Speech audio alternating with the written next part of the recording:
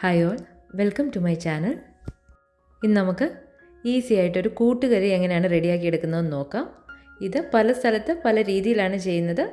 എളുപ്പത്തിൽ കുറച്ച് ഇൻഗ്രീഡിയൻസ് വെച്ച് ഇതെങ്ങനെ റെഡിയാക്കി എടുക്കുന്നതെന്ന് നോക്കാം.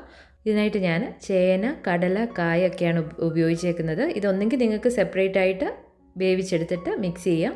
ഇതിൻ്റെ എല്ലാം വേവ് ചിലപ്പോൾ വ്യത്യാസം ഉണ്ടായിരിക്കും. ഞാൻ ചേനയിലേക്ക് ആവശ്യത്തിന് ഉപ്പും ഒരു 1/4 കപ്പ് വെള്ളവും ഒഴിച്ച് അതൊന്ന് വേവിക്കാനായിട്ട് വെച്ചിട്ടുണ്ട്. ഇത് ഏകദേശം ഒന്ന് വെന്ത് റെഡിയായി വരുമ്പോഴത്തേനും ഞാനിതിലേക്ക് ഒരു 1/4 ടീസ്പൂണ് മഞ്ഞൾപ്പൊടിയും 1 ടീസ്പൂണോളം മുളക് പൊടിയും 1/2 ടീസ്പൂണ് കുരുമുളക് പൊടിയും 1 ടേബിൾ സ്പൂണോളം വെളിച്ചെണ്ണയും കൂടെ ഒഴിച്ചിട്ട് ഇതൊന്ന് മിക്സ് ചെയ്യുന്നുണ്ട്. ഇതിലേക്ക് 2 തണ്ട് കരിയാപ്പിലയും കൂടി ചേർത്ത് കൊടുക്കുന്നുണ്ട്. ഈ ടൈമിൽ ഞാൻ കടല ഓവർനൈറ്റ് സോക്ക് ചെയ്ത് വെച്ചിട്ടുണ്ടായിരുന്നത് ഒന്ന് കുക്ക് ചെയ്തെടുത്തിട്ടുണ്ട്. അതുപോലെ തന്നെ ഒരു ഏത്തയ്ക്കായും ഒന്ന് കുക്ക് ചെയ്തെടുത്തിട്ടുണ്ട്.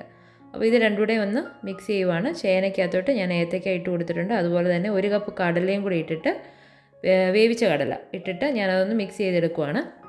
ഇത് ഒരു 3-4 മിനിറ്റ് ഒന്ന് അടച്ചു വെച്ച് വേവിക്കാം. ആ സമയത്തേക്ക് ഞാനൊരു 1/4 കപ്പ് തേങ്ങയിൽ ഒരു 1/2 ടീസ്പൂൺ ജീരകം ഇട്ടിട്ട് ഒന്ന് ക്രഷ് ചെയ്തെടുത്തിട്ട് വന്നിട്ടുണ്ട്. ആവശ്യത്തിന് വെള്ളം അതിൻ്റെ അകത്ത് ആ ക്രഷ് ചെയ്യാൻ ആവശ്യത്തിന് വെള്ളം എടുത്തിട്ടുണ്ടായിരുന്നു. ഒത്തിരി അങ്ങ് അരഞ്ഞിട്ടില്ല.